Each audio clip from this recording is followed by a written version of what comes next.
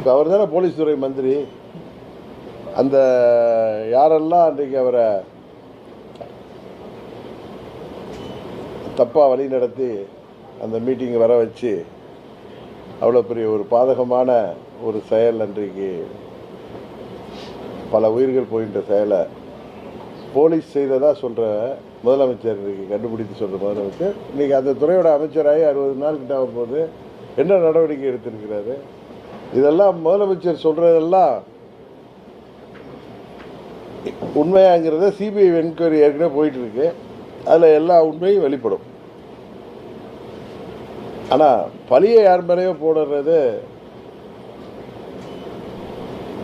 சரியாக இருக்காதுன்னு நினைக்கிறேன். அதில் அந்த அந்த கரூர் துயர சம்பவத்திற்கு காரணமானவர்கள் யாராக இருந்தாலும் அவர்கள் சட்டத்தின் முன் நிறுத்த